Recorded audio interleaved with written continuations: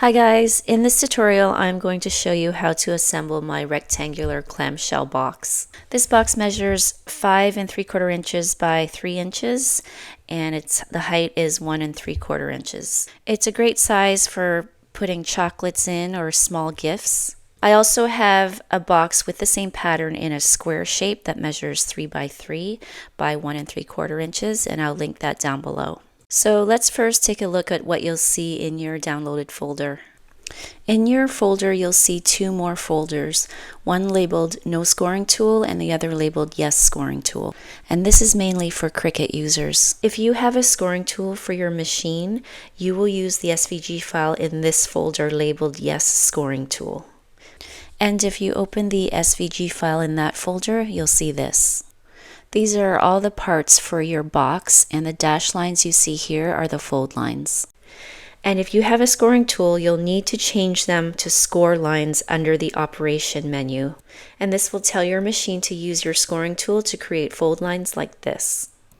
I do have a full video that goes into more detail about fold lines that I'll link below, and if you're new to the Cricut machine, I encourage you to watch it because it'll walk you through how to prepare your file if you're using a scoring tool. And if you do not have a scoring tool, you will use the SVG file in this folder labeled No Scoring Tool. These are the same parts as in the Yes Scoring Tool file. I've just changed the colors, and the key difference here is the dash fold lines will be cut as dash lines like this. And unlike for a scoring tool, you do not have to do anything to the fold lines when you import this into Design Space. Your blade will just cut these as dash lines. And if you're not using a Cricut machine and you have a scoring tool for your machine, I would recommend using the Yes Scoring Tool file. I'm not familiar with other machines, so I can't give you any direction for it, but just be aware that the dashes in this No Scoring Tool file are individually drawn lines. So a scoring tool would treat each dash as a line, which wouldn't be very efficient.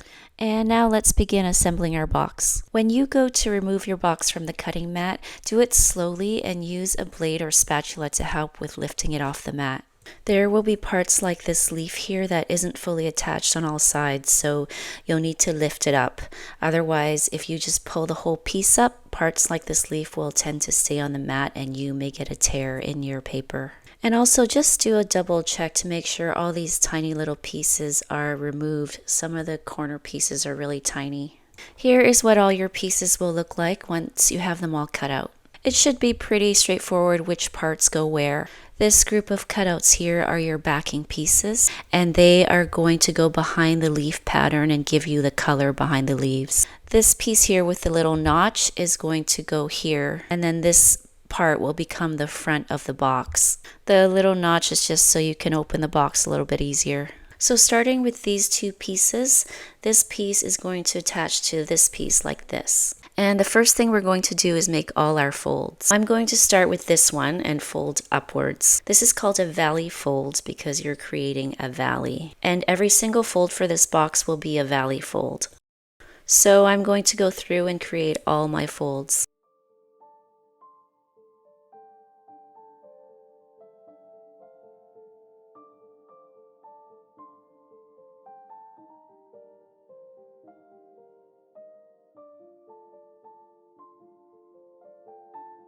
And next we'll attach these two pieces together like this. You can use either glue or double-sided tape for the tabs of this box, but just keep in mind that glue will give you a stronger hold. The glue I'll be using is this tacky glue, which I'll link below. I'll also be using a small paintbrush to apply the glue, but if you have a glue bottle with a smaller tip, that will work as well.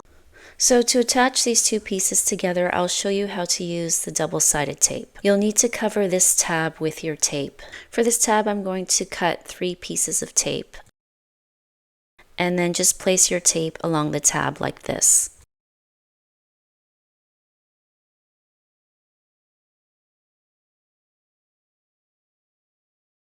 Now remove the backing on all 3 pieces.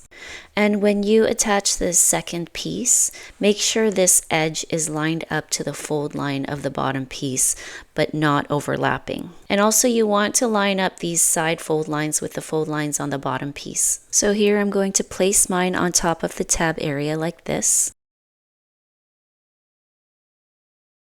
and then press down. And here's a look at the other side. Next, we're going to glue on all our backing pieces. I'm going to start with this area here with the notch. And if you look on our finished box, this will be the front part of the box. And here is my back piece with the notch. And when we go to attach it, we're going to match up the notches like this. So all you need to do is apply your glue onto this area. I'm going to go along this edge first.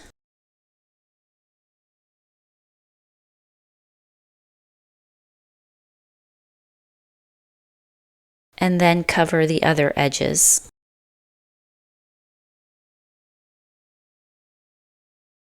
For the leaves, I'm just doing quick dabs. There's no need to completely cover the whole surface with your glue.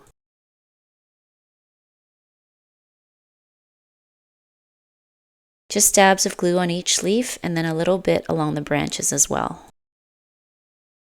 And now when you attach the backing piece, just try to center it in that area, making sure to not overlap any fold lines, and press down.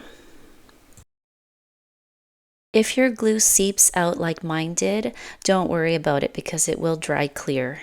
You can also scratch it off with an X-Acto knife once it's dried. And next we can glue on the rest of the backing pieces.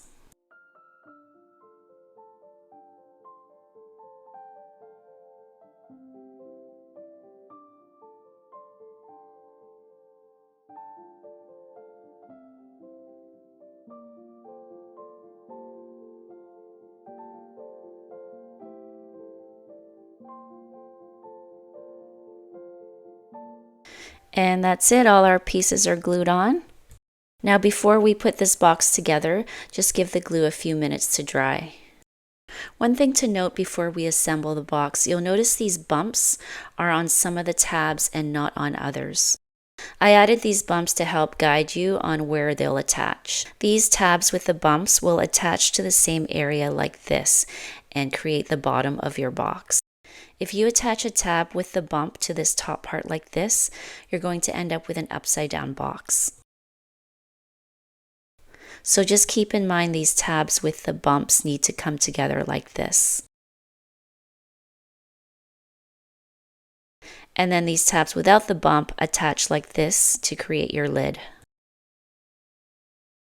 And now for assembling, let's start with this corner here, which will come together like this. And I'll use both glue and tape for a demonstration, but as I said before, if you want a stronger hold, use glue. And all we're going to do is cover this piece completely with our glue. Make sure you get right up to the edges. Then bring this piece in like this, making sure to line up the edge with the fold line so you get a nice 90-degree angle for your box. And press together. And I'm going to attach the rest of my tabs with tape, so let me show you that now. You want to get your tape as close to the fold line as possible, and then attach a second piece to the other edge. And repeat this with the rest of your tabs. And here is the first tab we attached with glue, so with the tape you just remove the lining on both pieces. Then bring it in like this and attach.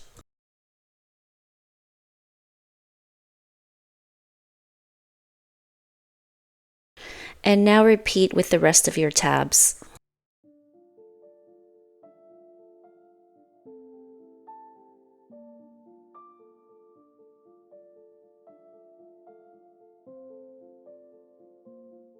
And that's all the tabs for the bottom of the box. Now attach the tabs for your lid.